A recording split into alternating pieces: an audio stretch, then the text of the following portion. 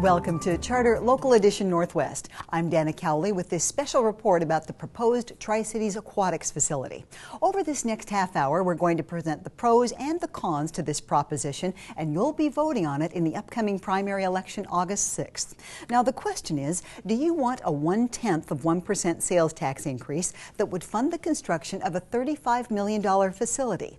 If it's approved, it will be built on 13 acres east of Road 100 in Pasco and just north of I-182. If it's approved, it will be scheduled to be finished in 2015. Now, I have two guests today who have worked diligently to provide options for people in the Tri-Cities, Randy Willis and Vic Epperly. Randy, thank you so much for joining us. We really appreciate you being here. Yeah, and Vic Epperly, thank you. We really appreciate it. Many of you may know Randy. He moved to the area to teach swimming back in the mid-70s. He started the Channel Cats, and he also has worked diligently on the Aquatic Center. And the idea that you'll be seeing on the ballot is primarily his. And Vic has been in this community for many years. He was an engineer at Battelle before retiring. He was on the Kennewick City Council and was mayor of Kennewick for a couple of years back in the 80s, and now he does quite a bit of volunteering in our schools, so we're glad to have both of them here.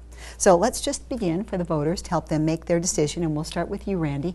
Could you briefly, in a minute or two, just describe what this facility will look like so the voters know what they'll be deciding about? Well, sure, do my best, Dana.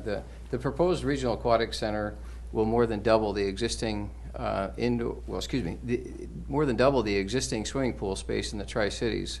Much of what we have today is exclusively outdoor.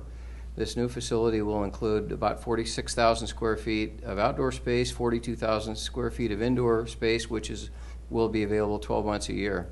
National experts say that a community our size should be able to serve a little over 5,000 people per day with access to swimming pools. Presently, we can provide for between 1,500 and 2,000 in the summer only, and 0 in the winter. Yeah. So, the indoor components of this Regional Aquatic Center will have 6 swimming pools, a 4-lane, 25-yard instructional pool. This will be a warm water pool that will provide for seniors, lessons, therapy, youngsters, young children, and the special needs population that needs warm water. It will also include a 10-lane, 25-yard competition pool, 1 and 3 meter diving boards. So we'll give our athletes, local athletes here, the Channel Cats, and our high school teams an opportunity finally to host meets in our community rather than host meets out of town exclusively at places like Central Washington University and Ellensburg. Mm-hmm. Additionally, the pool will include a surf rider or a surf simulator, which is essentially a mechanism that puts out a wave that people can surf on. It's been very popular. Moses Lake added one to their outdoor pool a few years ago, and their net revenue for the summer went from $30,000 to $100,000 by adding just this feature alone, along with the lazy river. Uh-huh. So, the indoor pool will also include a lazy river and an adventure river channel. So there'll be sprays and activity, water volleyball, water basketball, and therapy pool as well. And the outdoor components, the centerpiece of this, of which is a wave pool. So we'll send out 3 and 4 foot breakers.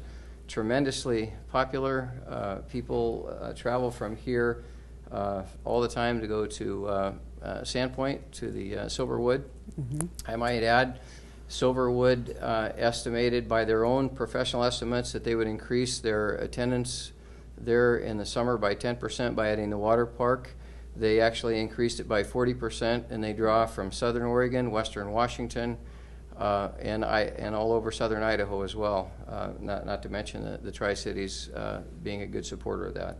So it will also have lazy river channel, adventure river channel, sand areas for play, actually, as if you're at a beach, of course, volleyball, water, toys and spray, toys and cannons.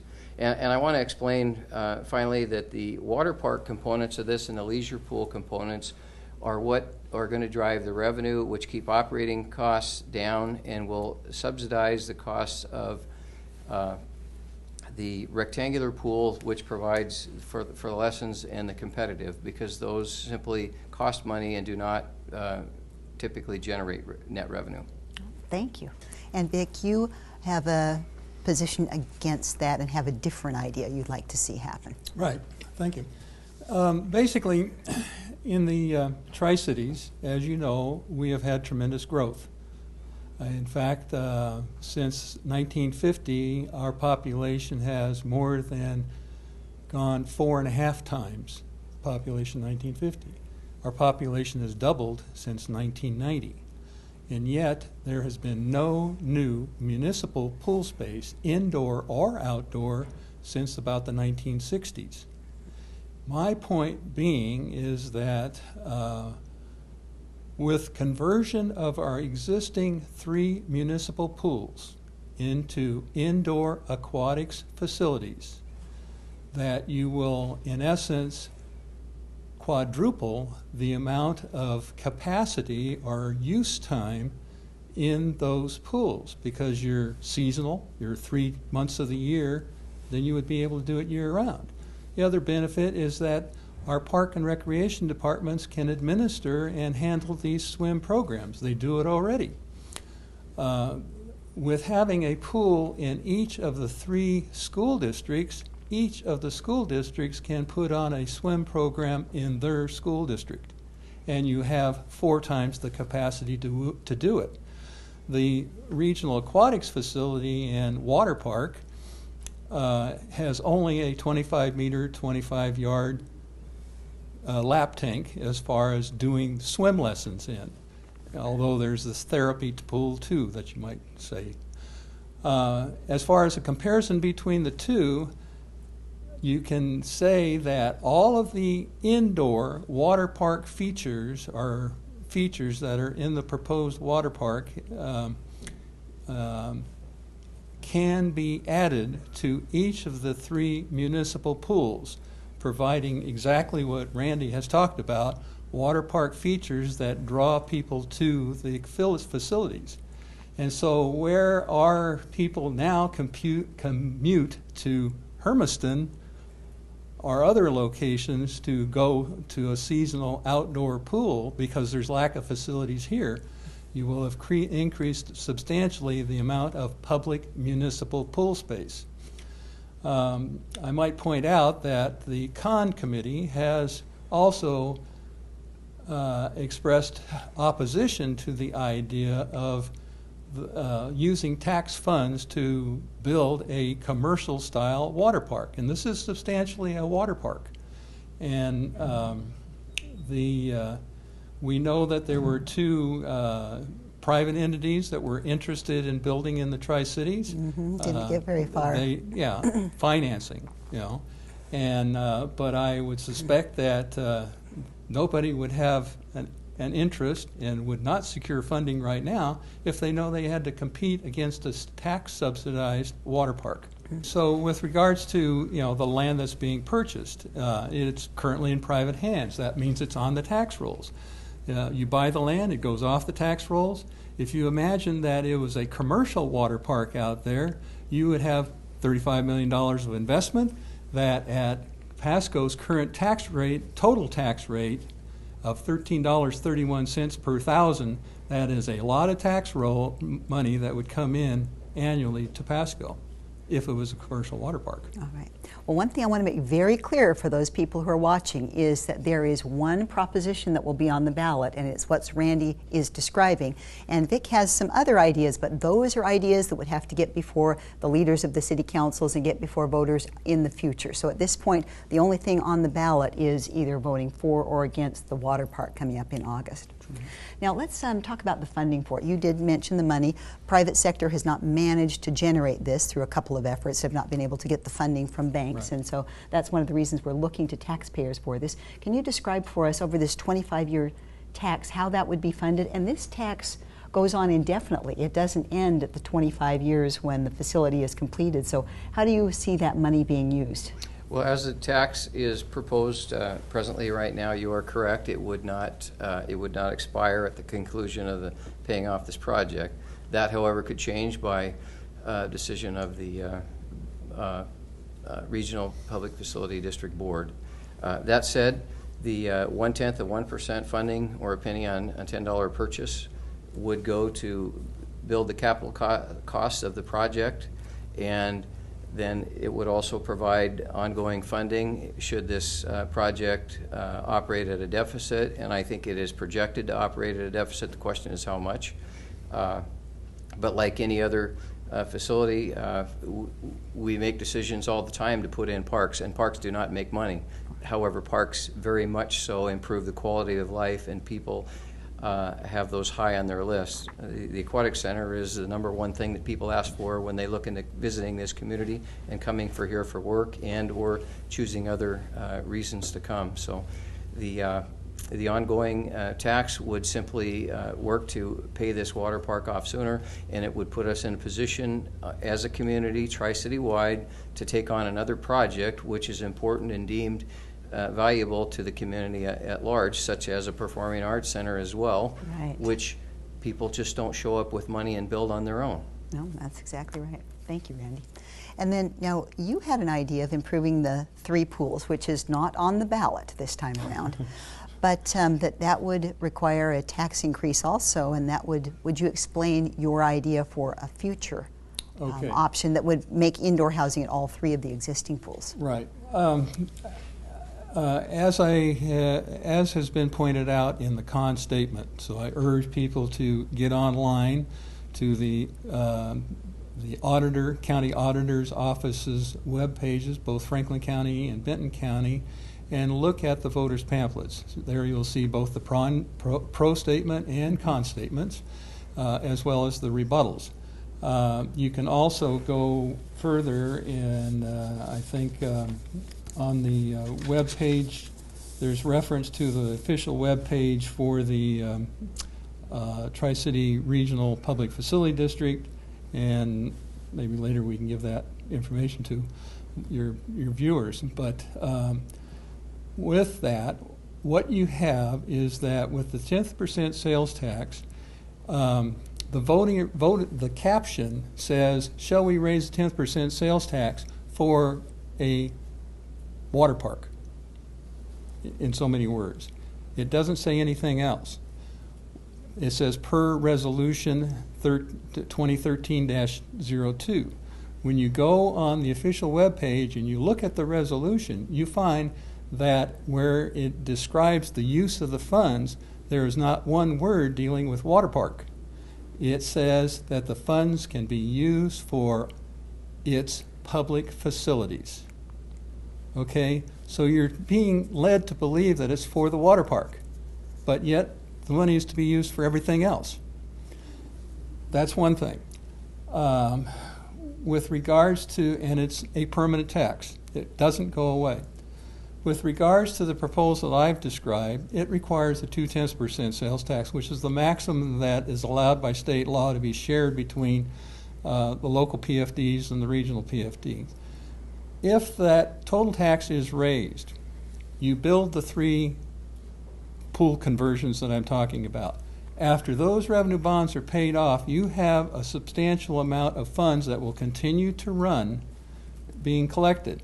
It is enough to build the regional performing arts facility and other facilities that may come to mind, but principally the performing arts facility. So it is a long-term strategy of how to get facilities that are needed for an urban area our size. If you're only dealing with the 10% sales tax, you do not raise enough money for a performing arts facility. But that, again, those are things that are not on the ballot coming up in August. Those would be ideas that would be put forth down the road. Now, I know you've been championing swimming in this area for most of your adult life, and you're a big fan of helping the kids and putting on these major events. I know back and forth in some of the planning there was discussion of how long the competition pool would be, and some places they're 25 meters and some are 50 meters. This plan that we have is 25 meters, and do you have some concern with that being too short for some of the competitions? Well, there's an indoor and an outdoor season, Dana. 50 meter is the international district, or the Olympic sized pool is a 50 meter pool.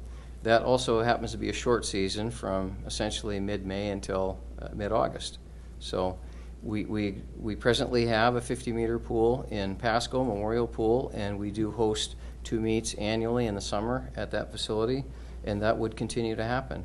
What we will add by the 10-lane, 25-yard pool is seating capacity for about 350 people. We will be able to bring in district high school girls and boys meets here, which now are forced by the only option to be at Central Washington University or WSU or Eastern Washington University on this side of the mountains. Yeah, and that takes our tourism dollar away. Which takes our tourism dollars away and takes all of our athletes from here to another location. Right. And frankly, as a coach for 25 years, a high school coach here, those universities would rather not have us. They would rather not have us there. We're a bother to them. I didn't know that. So we disrupt their empty pool that the university and faculty could use should they elect to, but rarely do. So yeah, it would sure be nicer to keep it local. The 25-yard pool and the adequate seating will allow us to host the high school meets here, district meets, and also high-class invitational meets here as well. And it will serve us very well. And frankly, we have to live on a budget. We don't have the luxury of going the 50-meter distance as much as I'd love to have it. We've got a budget to live on, and we had to leave 0.1% out there for the existing PFDs in order to get political support to advance this forward. Mm-hmm. And then your thoughts on that subject from the side perspective. As I've pointed out, that with the conversion of the 3 municipal pools, you would get a 25-meter pool in Richland, 25-meter pool in Kennewick, and the 50-meter pool in Pasco. So you would have indoor facilities that would provide space for all the types of events that Randy is talking about. But you can do it in 3 places instead of 1. All of our park and recreation departments have indicated in their park plans a need for expanded pool capacity in our respective cities. The city of Kennewick, for example, it says there is an immediate need. When you look at the city of Richlands, it gives a reference to a national standard put out by the National Recreation and Park Association. And in that standard, they talk about the recommended standard is to provide a municipal pool for every 20,000 people. Well, our population is about 200,000 people. That says you should have 10 municipal pools. You're not going to get 10 municipal pools, but you can increase capacity by converting the existing municipal pools into year-round facilities. All right, now, I know that if this is approved and voters approve it and we get it built, we're going to have, and you touched on this a little bit in your opening statement, we'll have some operating costs. You have maintenance, you have power, staffing, cleaning, these type of things. How do you feel a municipality can effectively and affordably run a big operation like this? It's very often run by a private sector or an amusement park. Well, some facilities in some types of venues are. That said, the private community has had a dozen years here to do something in building a facility, and they have failed and not generated any traction. And as recently as a year ago, 2 different groups announced they would start building within 30 days. And as you well know, nothing has happened and nothing has transpired. Mm-hmm. In today's environment, to build a $35 million private facility like that, the capital output by owners would be approximately 40% of that down of their own money and financing the rest. And then you would see an entry fee of about north of $20 to $25 per person, not reduced per child, but per person. Now, as I mentioned earlier, our park system here does not make money. Right. And private entities don't come into communities and build parks because they can't make money and earn a profit from it, so they're not going to do it. and the private communities or individuals have apparently deemed that they can't make money here, or they don't have sufficient money to do this. So by moving this into the public realm, we're going to put a project out there that the people can access at an affordable price of between $4 and $9 per person entry, which is a dollar less than what people currently pay to go to Moses Lake now and take our Tri-City dollars out of town on a daily basis. And we will do this on a public option. Yes, and then when you get into the, the single-digit entry fees, you really open that up to a lot more people. When you get up to a price that's, $20+, not everybody can afford those kinds of things for a family. That's very true. All right, thank you very much. And then, Vic, if the pools would be funded differently, the plan before the voters would have some options that are draws, some of these wave pools and different features. How would you see the municipalities financially and effectively running the pools, which historically have not been profit makers? Right. Well, as I pointed out, that the conversion of the pools, what I'd used as my basis of estimate and was the information from WTI, Water Technology Inc., which was the firm that did the option A, B, and C studies for the regional PFD, using their same cost information and just deleting the outdoor component of their water park, leaving the entire indoor component, you can build what I've described: conversion of the 3 municipal pools into year-round aquatics facilities with water park features. So you will have the draw. It will be, tax subsidized as far as operating cost. I had used the same numbers that the regional PFD had used for their facility. With regards to use, I'm just pointing out you've got 3 times as much locations to draw people to. You have 3 times the locations as far as where actual swim lessons can be done. And during the wintertime, you're going to have these people from Moses Lake and Hermiston commuting to the Tri-Cities to be using any one of these 3 pools. Well, that touches on something I want to ask both of you. We do have Moses Lake, Hermiston. Sometimes I'll even take my girls and go to the facility in Boise. It's fun to get out and try some of these different places, or Portland or Seattle. I mean, people like to do that with their kids on trips. Do we really think that we've got, with all of these surrounding competitors, will this be a steady enough draw for it to be efficient? There's no question. There's no question it will, and that's why we've designed it the way we have, which includes the indoor component of approximately 42,000 square feet. And again, this proposal more than doubles our existing pool space and access. It makes it available immediately. Secondly, I might go back to a point that Vic said, well, if we had indoor pools in all 3, we could host meets in all 3 cities. There isn't that need to do that. Mm-hmm. You aren't going to have separate competitive club teams trying to pull meets, multiple meets into here. Mm-hmm. You only have a need for one strong competitive team, and it needs all the pools, existing pools available to do that. We wouldn't need to do that. The existing pool, as we propose, would be able to host all of the high school meets: Southridge, Kennewick, Kennewick, Richland, Hanford, and we expect Pasco and Chiawana to add in as well. This is a 6-pool complex, and the beauty of it is, if we host an invitational meet or a high school meet, that would go on in the competitive portion of the pool, and the other 5 pools are available to the public all the time. And that can be where some of your cash comes in too. Absolutely.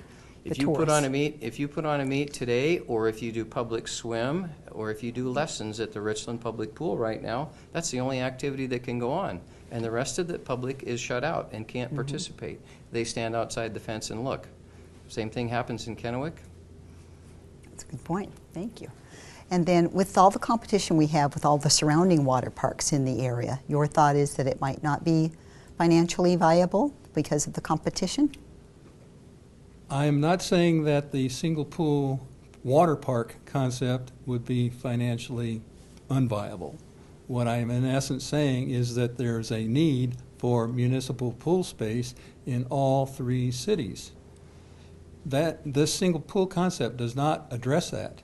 And in fact, you won't see any other municipal pools built for a number of years.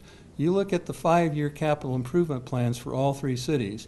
There is not one word about municipal pools being built in any of the cities in that 5-year period. No, it doesn't look like anybody's going to be doing that. You know, the only way you can increase the pool capacity in your cities is to provide a source of funding that does not impact the city operating budgets.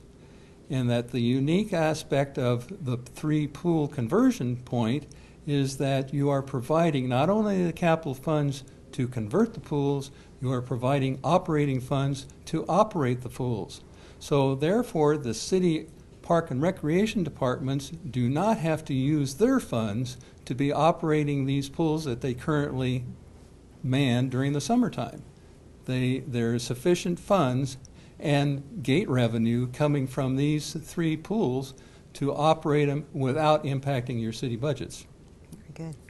All right, now this is just a question for me as a mom, having kids, like to go swimming, like to go to the water parks, and wherever I go, and I know I'm not the only mom out there who thinks this, I want to know about the water temperature. When I go to one of these water parks and pay a lot at the gate, I do this in Salt Lake, I like to go to Lagoon, the water is freezing, and I think I could go down and jump in the Columbia River if I want to be in freezing water. So maybe you could tell us what the plan is for heating the water for use year-round, and then also what the requirements are for competitive swimming, because many people don't know that. What about water temperature? You're going to love what I have to say.